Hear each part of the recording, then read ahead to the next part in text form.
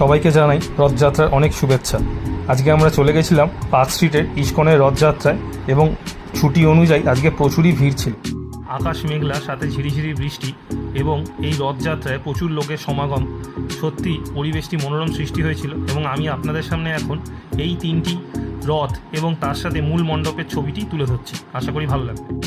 বৃষ্টি হওয়ার কারণে চারিদিক কাদায় ভরা ছিল এবং মূল মণ্ডপে পৌঁছানোর জন্য অন্য একটি পথ তৈরি করা হয়েছিল, যেখান দিয়ে আমরা মূল মণ্ডপে পৌঁছালাম। দেখতেই পাচ্ছেন অসাধারণ কারুকার্যের দ্বারা এই মণ্ডপটি সৃষ্টি করা হয়েছে। আমরা পুরীর জগন্নাথ ধাম যেটা চিনি, সেই জগন্নাথ ধামের অনুকরণেই এই মূল মণ্ডপটি তৈরি করা হয়েছে, যার মধ্যে আমাদের সকলের প্রিয় জগন্নাথ দেবকে রাখা হয়েছে।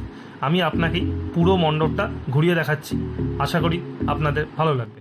কোনো এক বর্ষে আমাদের একডালিয়া এরকমই একটি মণ্ডপ আমাদের উপহার দিয়েছিল এবং এটি দেখে সেটাই মনে পড়ে যাচ্ছে। চলুন এবার ভেতরে যাওয়া যাক এবং ভেতরের সৌন্দর্যটাও আপনাদেরকে তুলে। ভেতরে ঢুকেই আপনাদের চোখে পড়বে এই সুবিশাল ঝাড়।